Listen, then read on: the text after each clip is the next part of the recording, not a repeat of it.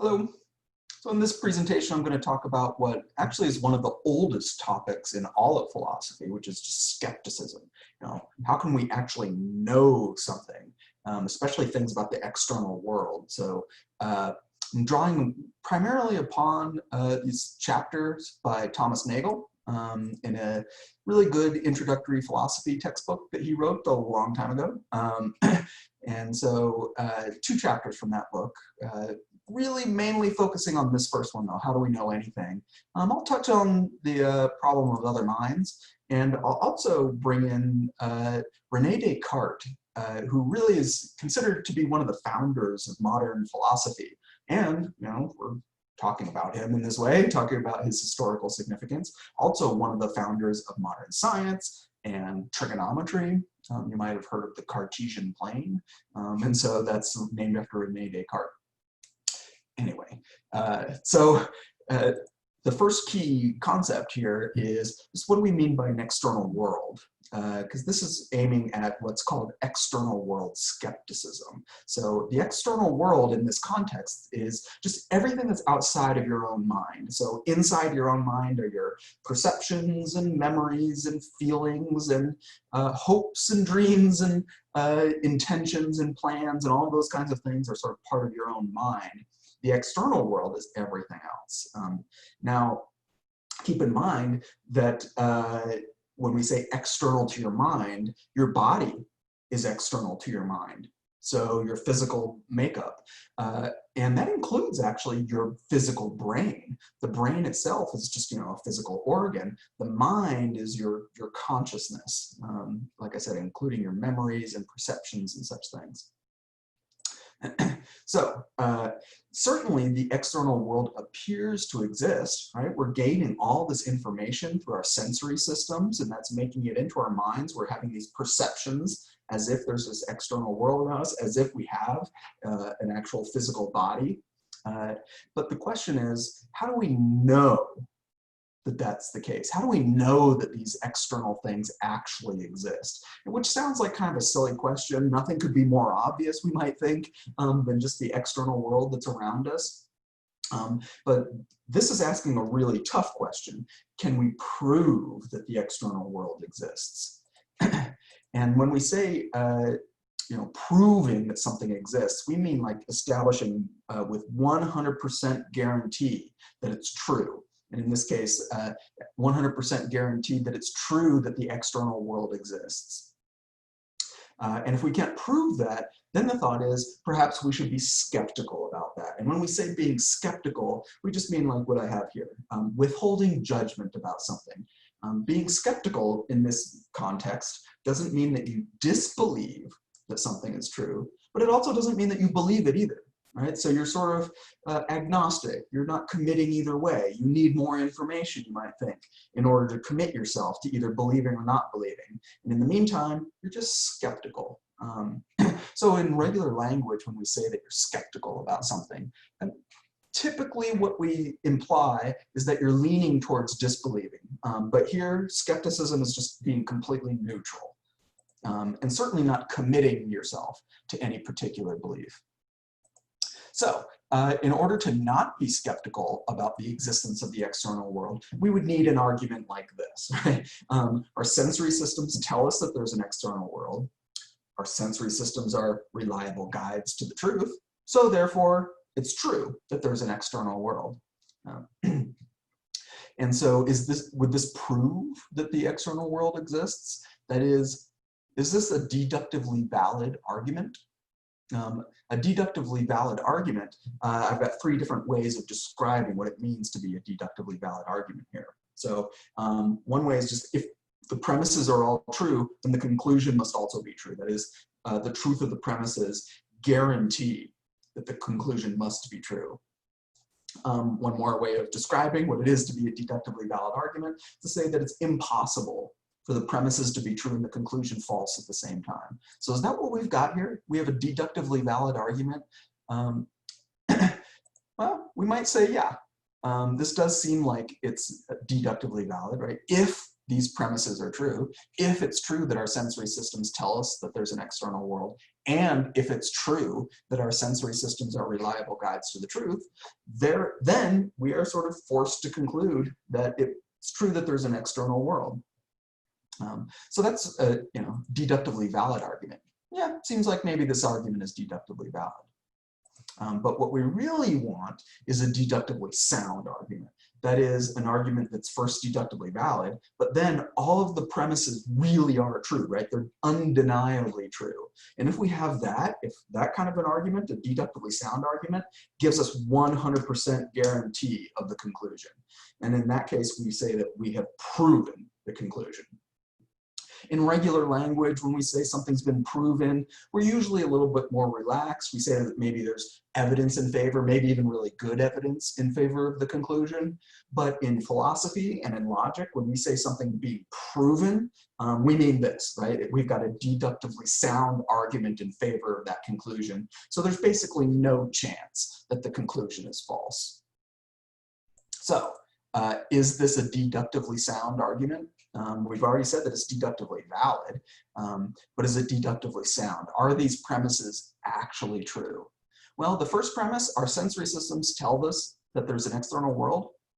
Yeah, it's kind of hard to deny that that's true. It certainly appears to me, and sounds to me, and tastes to me, and feels to me like all of my sensory systems are in agreement that there is an external world. That's the information that I'm constantly getting.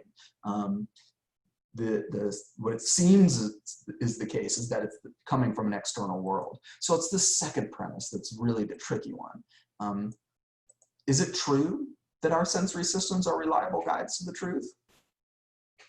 Well, we certainly live our lives that way. I navigate around obstacles, I avoid dangers, I find food and nutrients and things that help me. I use my sensory systems to navigate my life.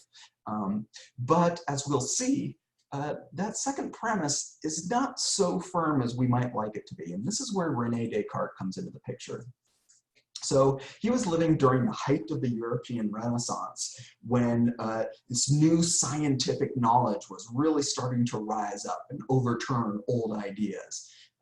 So for really, it's not an exaggeration to say for thousands of years, people had thought that the knowledge that they had been passed down over the generations, whether it was from the ancient Greek philosophers or from religious authorities, this is absolutely reliable information, right? They knew for sure that they had the truth based on all this knowledge that had been passed down.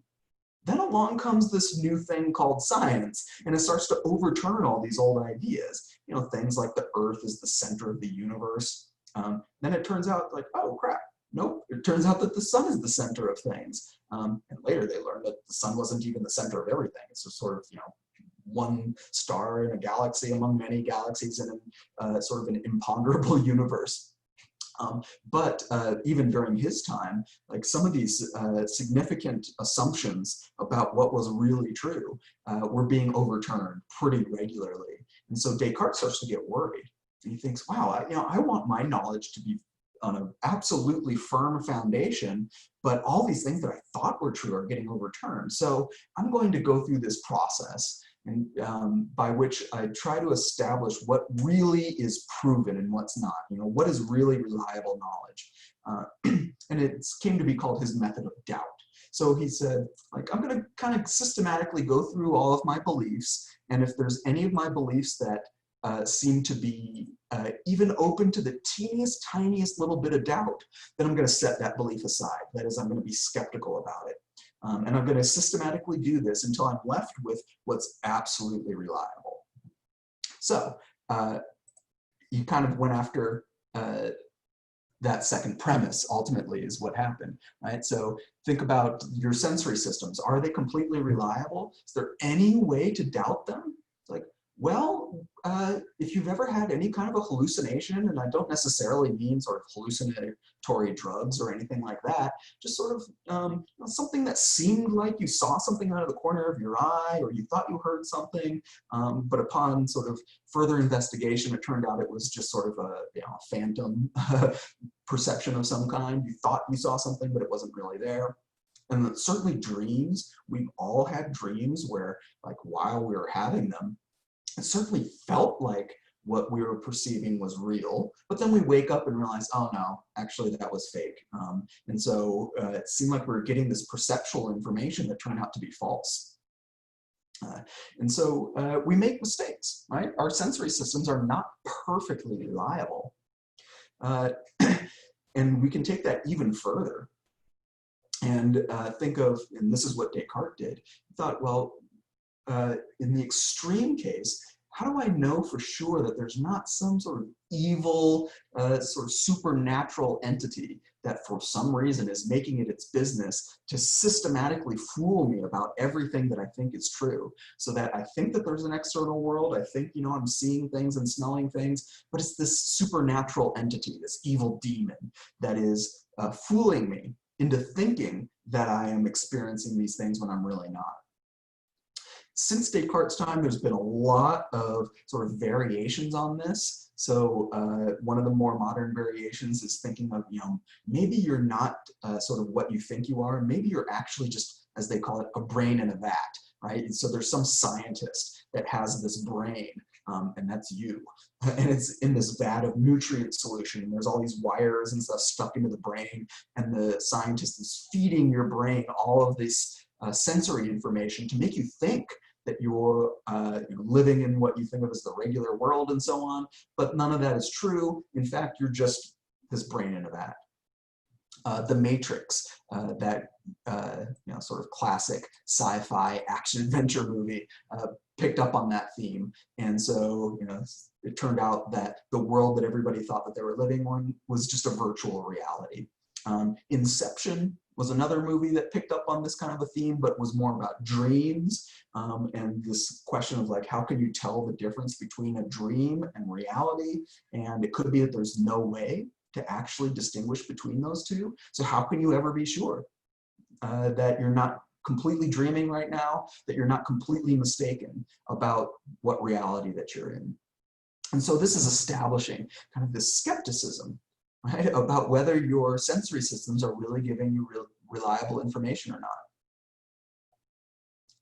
Now, Descartes took this sort of to the absolute extreme, thought, you know, maybe this evil demon is fooling him about absolutely everything, and not even just about his sensory information, you know, what is coming through his sensory systems, but pretty much everything that he's thinking about himself and his life and all that.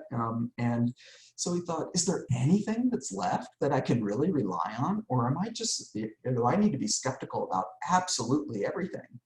Well, it turns out that there actually is at least one thing that you can be absolutely sure about. And so here's how this reasoning goes, right? So let's just say, for the sake of argument, that there is this evil demon that's fooling you about everything. Well, it still then needs to be something that's being fooled, right? There still needs to be a you that the evil demon is fooling into thinking all of these erroneous things.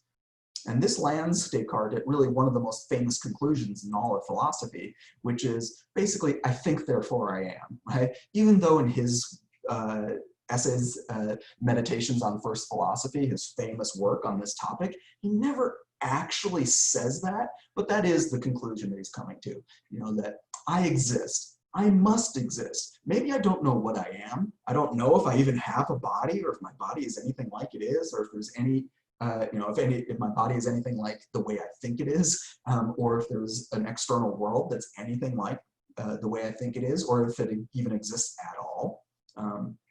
But if I'm really being fooled at all, then there's still got to be a me. I don't know what I am at that point, but there's still got to be a me that's being fooled into thinking all of these things. So the one thing that you can be absolutely sure of, that there's no way to doubt, is that you exist, and that you are a thinking thing of some kind, a thinking, perceiving thing of some kind. So that's not much, right? There's not much to be sure about, but we can at least be sure of that. So maybe that's at least a little bit of comfort. But you know, just being sure that you exist, you know, that your mind exists, that you are perceiving things in the moment, but are unsure about everything else. You know, you're not sure that there really is an external world, or that even if there is an external world, that external world is anything like the way you are perceiving it to be. That's external world skepticism, right? It's skepticism applied to that external world. And it turns out that there just is no deductively sound argument that can show you for sure that that premise about the reliability of your sensory systems telling you about the existence and specific characteristics of the external world, there's just no way to prove that that's true. You know, over centuries, people have tried to come up with fancy ways of establishing that that's true, and there just doesn't seem to be any way. Now, do I think that it's likely that there's an evil demon that's fooling me into thinking there's an external world? No, I don't think that's very likely. You know, I pretty much believe that there's an external world and that it's at least roughly the way I perceive it. But the point is that I can't prove that. I think it's likely to be true, but that's short of 100% guaranteed proof. Okay. Oh, actually, before kind of moving on, I wanted to sort of shift out to another work by Michael Huemer, who's a philosophy professor at CU. And so he published a essay in a philosophy journal. It's called Three Skeptical Arguments. And I just wanted to point out one of his arguments here. He calls it the problem of the criterion. It's not important why he calls it that for now. I just wanted to draw attention to this little bit of it. Let's say that you are pretty sure, like in fact, you might even feel as if you're absolutely sure that your sensory systems are accurate. But how do you know? How do you know? Like, what's your argument in favor of your sensory systems being accurate? Well, in order to determine whether your sensory systems are reliable or not, you need to test your sensory systems against something that you already know is reliable. Right? So you need to have something that you're absolutely sure is true about the external world, and then see if your sensory systems are accurately reflecting that truth. And so we need to have some independent way, some way that's independent of your sensory systems for establishing what's true or false about the external world, and then see if your sensory systems are able to sort what's true and what's not.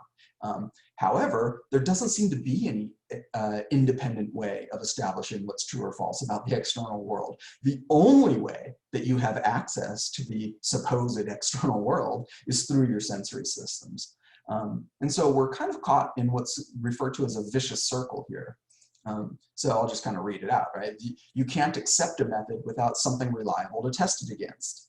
We can't have something reliable to test it against without a method for finding such things. So we're in a vicious circle. And as an analogy, suppose that you are trying to build a bathroom scale, right? Just to test how much you weigh. And so you build the scale, and then you try to weigh yourself, and it tells you a certain number, right? A certain number of pounds that you weigh.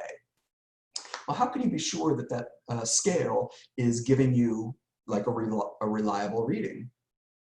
Well, normally what you would do is you take some reference weights, right? Some standardized weights, maybe one that's a pound, one that's 5 pounds, one that's 10 pounds, one that's 50 pounds, one that's 100 pounds, and you systematically put each one onto the scale and see if the scale accurately gives you like the correct reading about what's how heavy of a weight you just placed on the scale. Well, in that situation, we're sort of trusting that we've got these reference weights that are accurate, right? This object really is exactly 1 pound, so that when I put it on the scale and my scale says, yep, that's a pound, then I know that my scale is accurate. But in the case of our sensory systems, we don't have any kind of sort of reference data to use that we already know is 100% reliable, such that we can use that to test whether our sensory systems are reliable or not. We can't calibrate our sensory systems in any independent way. So we're kind of stuck. All right, so let me go back to where I was here.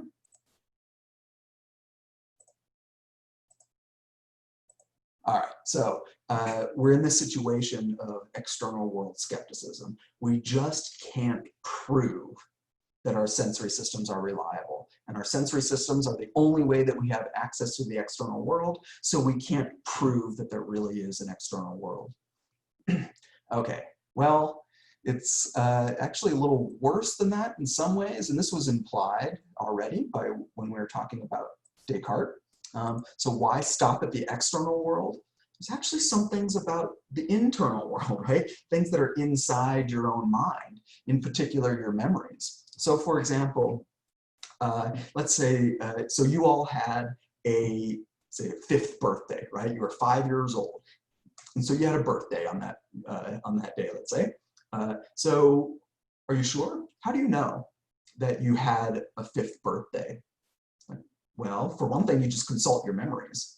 But you might wonder whether your memories are reliable, you know, especially when you were 5 years old, you know, that's pretty young. How accurate are those memories? So you go back and maybe you look at some photos, or you look at a video that somebody took of your 5th birthday. Like, uh-oh, well, how are you gaining access to those pictures of that video?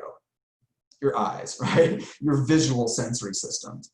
Well, we already established that those aren't proven to be reliable. So how do you know that you're accurately getting information through these, or you're getting good information, you're getting true information from these photos or from the video?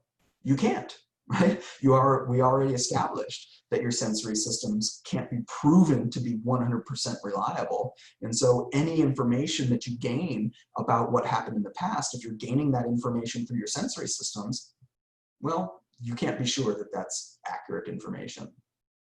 And then your memories themselves. How do you know? Do you have any independent way to confirm that your memories are actually reliable? Unfortunately, no. Any independent method would rely upon your sensory systems, and your sensory systems, we've already established, can't be proven to be reliable, so you're a little bit stuck, right? And so this actually is the conclusion that Descartes comes to, that you really can't be sure about anything except this one thing, right? That you exist. And also that you're having certain perceptions in the moment right now. But whether those perceptions are connected to anything real, we don't know. Another way of expressing this is 5 seconds agoism. Right? So 5 seconds agoism is the belief that you maybe just popped into existence 5 seconds ago with all of these memories sort of implanted into your mind, and you sort of are assuming that those memories are accurate, that those memories reflect sort of this past life that you've been living. But since we don't have any independent way of verifying whether those memories are accurate and reliable, well, it could be that really you just popped into existence 5 seconds ago. And there's been movies about this too. An older one, hopefully some of you saw the old sci-fi movie Blade Runner. This was robots that were built to look very much like humans. In fact, they were built in many cases to think that they are human. And they were implanted with memories about this fake past that they had. And they think that they're real until they start to figure out, it's like, wait a second, I'm fake, right? I'm a robot. These memories were implanted in me to make me think that I have this human past, but it's not real. The HBO series Westworld played with similar themes, and there's a bunch of other movies and books and so on that have worked that idea into the plot. Okay, so like I said, there's no real consensus about any way out. It doesn't seem like there's any possible way to get out of this skepticism. At least there's not a deductively sound argument to get you out of this skepticism. So one of the take-home messages here is that if we're going to hold all of our beliefs to this extremely high standard, that we have to have a deductively sound argument in favor of a belief before we go ahead and believe it, right? Then there's not much we're going to be able to believe. You're only going to be able to believe that you exist and that you're having certain perceptions right now, but you won't be able to believe that those perceptions are accurate or they're giving you reliable information about anything. Okay.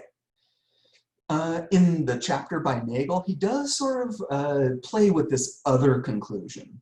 And it's kind of this strange, like, non-skeptical position. And I say it's non-skeptical because it's a positive belief, right? So it's called solipsism. And the solipsist has a specific belief about things. So they're not withholding their belief. The solipsist is not withholding his belief about the external world. He's got a specific belief about it. And that belief is it doesn't exist, right? So the solipsist pulls upon the same information that Descartes was relying on and that we've been talking about here so far, but then jumps to this conclusion. Rather than deciding that you should be skeptical about whether the external world exists, the solipsist says, nope, the external world definitely does not exist. And even if that's the case, if there really is no external world, then according to the solipsist, his mind, the solipsist's mind, is the only thing that exists. Now, it's sort of a weird, kind of lonely, and kind of like narcissistic almost kind of conclusion. You are the only thing that exists. It's a potentially dangerous conclusion too, because if other people who are in the external world, if they don't exist, well, then they don't really matter, right? In order to matter, in order to have moral significance, a thing needs to exist. So if other people don't really exist, really they're just sort of like dream things inside your own mind, well, then they don't matter. Okay, we're going to move on from that because it's, well, actually, one more thing to say about that is here's the argument. And I kind of alluded to it already, but here's the argument, the supposed argument in favor of solipsism, right? So I have conscious experiences. I cannot be sure that those conscious experiences are caused by the external world. So far, so good. We've seen this. So therefore, there is no external world. The only thing that exists is my own consciousness. So is this argument valid? No, this is a huge leap in logic. There's nothing in these premises that sort of lead us inevitably to this conclusion. There's nothing in the premises about the external world not existing. All it is about not being sure whether your sensory systems are reliable. So that is definitely not a deductively valid argument. So this is bad reasoning, right? The solipsist is not using good reasoning here to get to his conclusion. Okay, so one other thing, I mentioned this about other minds skepticism. So let's say that, let's set aside external world skepticism, and so just sort of move forward as if we could be sure that there's an external world, that there's other beings, right? So there's other humans that you're interacting with. Well, you might also then wonder, like, do those other people have a mind? I know I have a mind, right? That's the I think, therefore I am conclusion. That's really ultimately the only thing I can be absolutely sure of is that I am a mind, right? I'm a thinking thing. So I have a mind of some sort or another. But how do I be sure? How can I be sure that other people have a mind at all? And even if they do have a mind, how can I be sure that their consciousness, their mind, is really anything like my mind? Problem is, you can't see other people's minds. The only way that you come to the belief that other people do have a mind is indirectly, right? You interact with them and they might tell you, like if you ask them, do you have a mind? Are you a conscious being? Then they might say, yes, I am. Well, okay, but how do you know that they're giving you accurate information? How do you know that they're speaking the truth? How do you know that they're not just sort of a fancy biological machine and there's no real conscious being inside there at all? Well, you can't see anybody else's consciousness, right? You can't experience anybody else's consciousness. The only consciousness you experience is your own. Even if we have a really fancy sort of brain scanning device of some kind, some new technology comes along and it displays on a screen what this person is perceiving. Well, if you use this device, you still have to use your own consciousness and your own perceptual systems in order to look at the screen. And so really what you're doing is you are still sort of have this indirect, you're removed from their own consciousness. You can't really see their own consciousness. You can't experience it. So you don't have any sort of direct knowledge that they really are a conscious being. So while, again, I think it's extremely likely, and I live my life as if other people really are conscious beings, and I treat them that way, I treat them with respect and so on, but I have to admit that I cannot prove absolutely for sure that other people are conscious beings. The only one I can prove for sure is a conscious being is me. And the only one that you can prove as a conscious being is you. You can't prove that I am conscious. I'm telling you that I'm conscious, right? That I have a mind, but you can't prove that what I'm saying is actually true. All right. So here's sort of another route towards that. So think of other species that have very different sensory systems. So like bats. Well, bats use primarily sonar as their main perceptual system. They don't use vision. So they're bouncing, sound waves off of their environment, and listening to those echoes, and that way they're getting a sense of what objects are around them, and they can navigate their way through their environment. So, Thomas Nagel has this famous essay. In fact, it was the first real philosophy essay I ever read that kind of got me interested in the topic. So what is it like to be a bat? Right? So what is it like for them? Is it when they're using their sonar to get a sense of what's around them? So is that like hearing? Well, if it's like hearing, it's a lot different than our sense of hearing, right? Our sense of hearing, you sort of, you hear interesting echoes, and maybe that gives you a vague sense of whether you're inside or outside. But it's not it's not like vision. So is it like hearing, bat sonar? Or since they're using this as their primary way to navigate around the world, is bat sonar more like vision? Is it what we would think of as being able to see the world? Or is it something completely separate from either hearing or vision? Maybe it's this completely different thing that bats experience and that we will never experience because we are just not set up to be using sonar as our primary sensory system. So what is it like to be a bat? Well, you could study bats. You could become the world's foremost expert in bats and bat sonar. You could study their brains. You could study their vocal emissions, and you could study their hearing system and so on. You get all this scientific information about bats. But what is it really like to be a bat? What is it like from the bat's perspective to use sonar to navigate the world? Doesn't seem like any of the scientific information is going to give us sort of the definitive answer to what it's like to be a bat. And so this is part of what leads to this other minds skepticism, right? You can't be sure if other beings have a conscious mind. And even if they do have a conscious mind, you can't really be sure what it's like for them. What is their consciousness like? Is it just like yours? Is it a little bit different than yours? Is it a lot different than yours? We can never really know. So this is skepticism, right? Not believing for sure something, not disbelieving, it's just not being sure. You just don't have proof one way or the other. All right, so I'm going to go ahead and stop there, and thank you.